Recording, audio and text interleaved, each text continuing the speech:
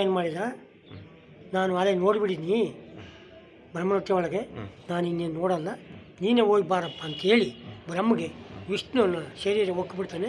ಅವನು ಯಾವಾಗಲೂ ಅಲ್ಲಿ ಏನಪ್ಪ ಅಂತಂದರೆ ಜಲಮಯವಾಗಿತ್ತಾನೆ. ಆ ಜಲದ ಮೇಲೆ ಯೋಗಾರೂಢನಾಗಿ ಮಲಗಿದ್ದ. ಯಾರು? ವಿಷ್ಣು ಯೋಗ ನಿದ್ರೆಯಲ್ಲಿ ಮನಗಿದ್ದ. ಮನೆಯದಾಗ ಏನಾಗ್ಬಿಡುತ್ತೆ, ಇವನು ಶರೀರ ಒಕ್ಕ ಅಂದರೆ ಸೂಕ್ಷ್ಮ ಶರೀರ ಒಕ್ಕ. ಅವನು ಬ್ರಹ್ಮ.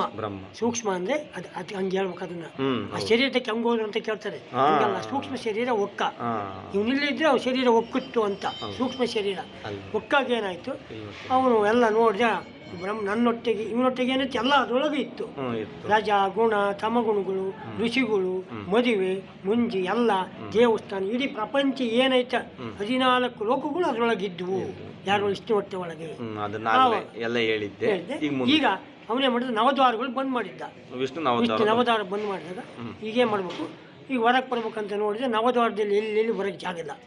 ಆವಾಗ ಈ ಬುಡ್ಡಿವಕ್ಕಲ ಅಂತ ಐತಲ್ಲ, ಮಣಿಪುರದಲ್ಲಿ ಅಂತ ಬಂದ್ವಿ.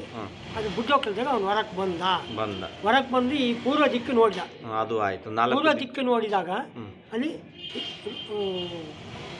ಋಗ್ವೇದ ಹುಟ್ಟಿದಾಗ ಭೂಮಿನೂ ಹುಡ್ತು. ಅಲ್ಲಿ ಬ್ರಹ್ಮ ಅಧಿಪತಿಯಾದ. ಅದೇ ಬ್ರಹ್ಮ ಈ ತಿರ್ಕೊಂಡು ಪಶ್ಚಿಮಕ್ಕೆ ನೋಡಿದ. ಪಶ್ಚಿಮ ನೋಡಿದಾಗ ಆಕಾಶ ಹುಡ್ತು. ಆಕಾಶ ಹುಟ್ಟಿದ ಮೇಲೆ ಅಲ್ಲಿ ರುದ್ರ ಅಧಿಪತಿ ಆದ. ಅದಾತ. ಆಮೇಲೆ ಈ ಕಡೆ ದಕ್ಷಿಣ ಭಾಗಕ್ಕೆ ನೋಡಿದ. ದಕ್ಷಿಣಕ್ಕೆ ನೋಡಿದಾಗ ಅಥರ್ಣ ವೇದ ಹುಡ್ತು.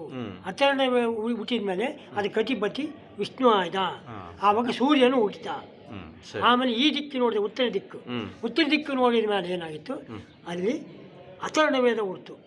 ಅಥರ್ಣ ವೇದದಲ್ಲಿ ಅಲ್ಲಿಗೆ ದೇವೇಂದ್ರನೇ ಅದಕ್ಕೆ ಅಧಿಪತಿಯಾದ. ದೇವೇಂದ್ರ ಅಧಿಪತಿಯಾದ. ಆ ಹುಟ್ಟಿದ ಮೇಲೆ ಕೆತ್ತಿ ತಲೆ ನೋಡಿದ. ಆವಾಗ 5 ತಲೆ. 6ನೇ ತಲೆ ಒಳಗೈತೆ. ಅದು 6 ತಲೆ ಅಂತ ಹೇಳ್ತಾರೆ. ಈಗಲ್ಲ, 5 ತಲೆ ಮೊದಲನೇಗೆ 4 ಆಗಿದೆ ಭಾಗ.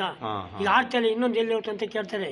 ಅದು ಅಜಾಪಿ ಆಗಿರ್ತಕ್ಕಂಥ ಶಕ್ತಿ, ಅದು ಶಿವಶಕ್ತಿ. ಆವಾಗ ಏನು ಮಾಡಿದೆ, ಇತ್ತಾಗ ಯಾವಾಗ ಉತ್ತರಕ್ಕೆ ನೋಡಿನ ಅದಾದಾಗ ಮೇಲೆ ಕೆತ್ತಿ ನೋಡ್ಬಿಟ್ಟ. ಮೇಲೆ ಏನಂದ್ರೆ ಶಿವನ ಅದು. ಆವಾಗ ಏನು ಮಾಡಿ ಸೃಷ್ಟಿ ಮಾಡಿದ್ದಿ ಅವನು, ರಕ್ಷಣೆ ಮಾಡಿದ ಅವನ ಕೆಲಸ. ಇವನು ಲಯ ಮಾಡೋದಿತ್ತಲ್ಲ, ಅವ್ನು ಕಟ್ ಮಾಡ್ದ ಅವನ ತಲೆಯ 5ನೇ ತಲೆ. ರುದ್ರ ಕಟ್ ಮಾಡಿದ. ಲಯಕರ್ತ ಸೃಷ್ಟಿ ಮಾಡಿದ ನೀವು, ರಕ್ಷಣೆ ಮಾಡೋ ನೀವು.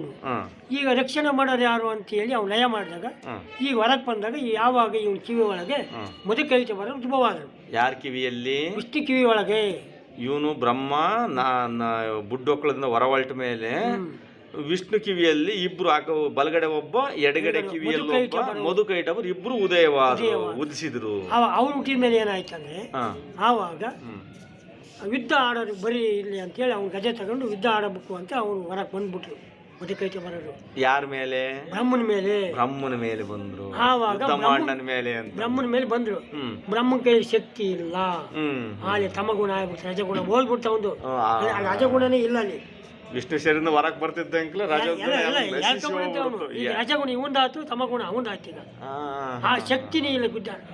ಆವಾಗ ಏನ್ ಮಾಡಿದೆ, ಇವನು ತಡ್ಕೊಂಬಾರ್ದಿನ್ನ ನೀನು ನನ್ನ ಸಂಹಾರ ಮಾಡಿಬಿಡ್ತಾರೆ ಅಂತ ಹೇಳಿ. ಯಾರು? ಬ್ರಹ್ಮ. ಅವ ತ್ರಾಯಿ ಅಂತ ದೇವಿ ಧ್ಯಾನ ಮಾಡಿದವ. ಅವ್ರ ತಾಯಿ ಜಗನ್ಮಾತೆ. ಅವಾಗ ಆ ಧ್ಯಾನ ಮಾಡಿಲ್ಲ. ಆ ದೇವಿನೇ ಬಂದ್ಬಿಟ್ಟು ವಿಷ್ಣು ಶರೀರ ಒಕ್ಬಿಟ್ಲು. ರಕ್ಷಣೆ ಮಾಡ್ಬೇಕಾದ್ರೆ ಆ ದೇವಿ ಹೋಗ್ಬಿಟ್ಟು ವಿಷ್ಣು ಶರೀರ ಒಕ್ಕಿಬಿಟ್ಟು ಆ ವಿಷ್ಣುವಿನ ಎಬ್ಬಿಸ್ಬಿಟ್ಟು ಅವನಿಗೆ ಯುದ್ಧ ಆಡಿ ಅವರಿಬ್ಬರನ್ನು ಸಂಹಾರ ಮಾಡೋಕ್ಕೆ 5,000 ವರ್ಷ ಹೊಡೆದಾಡಿದ್ರು. ಯಾರ್ಯಾರು? ವಿಷ್ಣು, ಮಧುಕೈಟ ಬರ 5,000 ವರ್ಷ ಹೊಡೆದಾಡಿ. 5,000 ವರ್ಷ ಹೊಡೆದಾಡಿದ್ರು. ಒಬ್ಬರು ಸಮರ್ಥ್ಯನೇ ಇಲ್ಲ. ಒಬ್ರಿಗಿನ್ನ ಒಬ್ರು ಮೇಲಿದ್ದಾರೆ. ಸಾವೇ ಯಾರಿಗೂ ಸಾವು ಬರಲಿ. ಆಗ್ಲಿ ಇವನು ಏನ್ ಮಾಡಿದ, ವಿಷ್ಣು ಒಂದು ತಂದು ಮಾಡಿದಪ್ಪ, ಈ ಲೋಕಕ್ಕೆ ನೀವೇ ಇವಾಗ ದೊರೆಗಳು, ನೀವೇ ಇವಾಗ ಅಧಿಕಾರಿಗಳು. ಏನಿಲ್ಲ, ನನಗೊಂದು ಪ್ರಶ್ನೆ ಐತೆ, ನನಗೆ ಕೇಳಿದ್ದು ವರ ಕೊಡ್ರಿ, ನಾನು ವರ ಕೊಡ್ತೀನಿ ಕೇಳು ಅಂತ ಕೇಳಿದೆ ವಿಷ್ಣು. ನೀವೇನಿದ್ರಿ ವರ ಕೊಡ್ತೀನಿ. ಭಾರಿ ಶಕ್ತಿವಂತರು ನೀವು, ಬಹಳ ಶಕ್ತಿವಂತರು. ನಮ್ಮಂತ ಹೊಡೆದಾಡಿರ್ಬೇಕಾದ್ರೆ ನೀವು ಎಂಥ ಸಾಮರ್ಥ್ಯ ಇರಬಹುದು ನಿಮ್ಮಲ್ಲಿ. ಆವಾಗ ವರ ಕೇಳ್ರಿ. ಈ ಜಗತ್ತಿ ನಾವು ದೊರೆಯಾಗಿ ಬಂದಿದ್ವಿ. ಈ ಜಗತ್ತು ಈಗ ದೊರೆಯಾಗಿ ಬಂದಿದ್ವಿ. ನಿನ್ನೆ ಕೊಡೋರಲ್ಲ, ನಾವು ಇವತ್ತು ಕೊಡ್ತೀವಿ ತಗೊಳ್ಳೋ ಅಂತ ಹೇಳ್ಬಿಟ್ರು.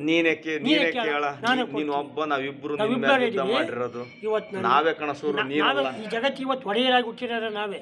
ಇವತ್ತು ಅವತ್ತು ರಾಕ್ಷಸ ಹುಟ್ಟಿರೋರು ಅವರೇ, ಈಗ ಮುಂದೆ ಹುಟ್ಟಿರೋ ಅವರೇ, ಎಲ್ಲ ಅವರೇ ಅಂದ್ಬಿಡು. ಕುಂಭ ನಿಕುಂಭನ ಅವರೇ, ಸಿಂಹ ನಿಶಂಭನು ಅವರೇ, ಏನಪ್ಪ, ಆಮೇಲೆ ರಾವಣಾಸುರ ಕುಂಭಕರ್ಣ ಮಹಿಷಾಸುರ. ವಿಭೀಷಣ ಎಲ್ಲ ಅವರೇ ತಿರುಗಿ ಅವರೇ ಇಬ್ಬರು ಹುಟ್ಟಿದ್ದು. ತಿರುಗಿ ಎಲ್ಲಿ ಕೇಳಿದ್ರೆ ಬರ್ಬೇಕು ಹೇಪನ್ ತಗುವ ಮುದುಕೈಟಿ ಬರೋ ರಾಕ್ಷಸರು. ಪ್ರಥಮ ರಾಕ್ಷಸ ಮುದುಕೈಟಪರೆ ಅವರೇ ಕುಂಭ ನಿಕುಂಭ ಮಹಿಷಾಸುರ ಎಲ್ಲ ಅವರೇ. ಏನಂದ್ರೆ ಜೀವ ಬಿಟ್ಟು ಜೀವ ಎತ್ತುತ್ತಾ ಇದಾರೆ. 84 ಲಕ್ಷವರೆಗೆ ತಿರುಗಿ ಬರ್ತದೆ. ತಿರುಗಿ ಆ 84 ಅವರೇ ರಾಕ್ಷಸ ತಿರುಗಿ ಒಂದೊಂದು ಅವತಾರ ಒಂದೊಂದು ಹೆಸರಿಟ್ಕೊಂಡು ಅವರೇ ರಾಕ್ಷಸರಾಗ್ತದೆ. ಆಯ್ತಾ? ಯಾವಾಗ ಇವರು ವರದಾಡಿದ್ರ ಆವಾಗ ಇವ್ರು ವರ ಕೊಡ್ತೀನಿ ಅಂತ ಕೇಳಿದ್ರಲ್ಲ ಯಾರು ವಿಷ್ಣು, ನಿನ್ ತೆಗಿಸ್ಕೊಂಬರಲ್ಲ ನಾವು ಕೊಡೋರ್ಕೊಣೋ ಅಂದ್ರು. ಇವತ್ತು ಕೇಳು, ಕಡೂರು ಕುಡಿದ್ರೆ 50 ರೂಪಾಯಿ 100 ರೂಪಾಯಿ ಇದ್ರೆ 1000 ರೂಪಾಯಿ ಇದ್ರೆ ಕೊಡ್ತಾನೆ. ಯಪ್ಪನ್ ಕೇಳು, ಇಲ್ಲ ಕಣಪ್ಪ ಬಸ್ ಚಾರ್ಜಿಗೆ ಅಂತ ನೀಯಪ್ಪ ಇದ್ವಂತ ಸಮಯ ಅದೇ ಕುಡ್ಕೊಂತ 1000 ಇರಲಿ ತಗೊಳ್ಳಂತ ಬಿಸಾಕ್ ಹೋಗ್ತಾನೆ ಕಟ್ಗ. ನಾವು ಇಲ್ಲಪ್ಪ ನಾಳಿಗೆ ನನ್ನ ಮಕ್ಕಳಿಗೆ ಬೇಕು, ಯಾವುದೋ ಪ್ರೋಗ್ರಾಮ್ ಐತೆ ವಿಚಾರ ಅಂಥವ್ರು ನಾವು. ಆ ರಾಕ್ಷಸರ ಗುಣ ಅಂದ್ರೆ ಹಂಗಿರಲ್ಲ ಅವರು. ಆಯ್ತು, ಅವ್ರ ಗುಣ ಏನಪ್ಪ ಅಂದ್ರೆ ಇವತ್ತೇನೇ ಆಗಲಿ ಹೇಳು ಕಡೀಲಿ ಹೊಟ್ಟೆಯಲ್ಲಿ ಬಿಡ್ಬೇಕು ಅಂತ ಹೇಳಿದಾಗ ಏನ್ ಕೇಳಪ್ಪ ವರ ಅಂತ ಅಂದ್ರೆ ಒಳ್ಳೆಯವ್ರ ಹತ್ರ ಯಾವತ್ತೂ ದಾನ ಧರ್ಮ ಕೊಡಲ್ಲ. ಈ ಯಾರು ರಾಕ್ಷಸರೇ ಸರಿ ಒಂದು ನಾಲ್ಗೆ ಮಾತಿನ ಮೇಲೆ ಅವರು ಒಂದು ನಾಲಿಗೆಗೋಸ್ಕರ ಪ್ರಾಣ ಹೋದ್ರು ಕೊಟ್ಟು ನೋಡ್ಬಿಡ್ತಾರೆ. ಕೊಟ್ಟು ಅದೇನ ಆಗ್ಬಿಟ್ಟವಳು ಅನ್ನೋ ಒಂದು ಇದಕ್ಕೆ ನಿಲ್ತಾರೆ. ಆವಾಗ ಏನ್ ಮಾಡಿದ್ರು, ಆಯ್ತು ಕೊಡಿ ಅಂತ ಕೇಳಿದಾಗ ಕೊಟ್ವಿ ಅಂದ್ಬಿಟ್ರು. ಯಾರು ಮಧುಕೈಟಪರು ವಿಷ್ಣುವಿಗೆ ನಾವೇ ನಿನಗೆ ವರ ಕೊಟ್ಟು ಕೇಳ ನೀನೇ, ಈ ಲೋಕಕ್ಕೆ ನಾವೇ ವೀರವರು, ನಾವೇ ಈ ಲೋಕಕ್ಕೆ ಅರಸರಾಗಿ ಹುಟ್ಟಿರ್ತಕ್ಕಂಥವ್ರು, ನೀನಲ್ಲ ನಾವು ದೊರೆಗಳು ಅಂದ. ಯಾರೋ ಮಧುಕೈಟಪರರು. ಆಯ್ತು ಅಂತೇಳಿ ಕೊಡ್ತೀರಾ, ಆದ್ರೆ ನಾವು ಸುಧಚಕ್ರಕ್ಕೆ ನಿಮ್ಮ ತಲೆ ಕೊಟ್ಟಲೇ ಬಿಡ್ಬೇಕು ಅಂತ ಹೇಳಿದಾಗ ಆಯ್ತು ರೆಡಿ ಅಂದ್ಬಿಟ್ರು. ಯಾರು ಮಧುಕೈಟಪರು. ರಾಕ್ಷಸರು ಅಷ್ಟು ಶಕ್ತಿಶಾಲಿಗಳಾದ್ರೂ ಒಂದು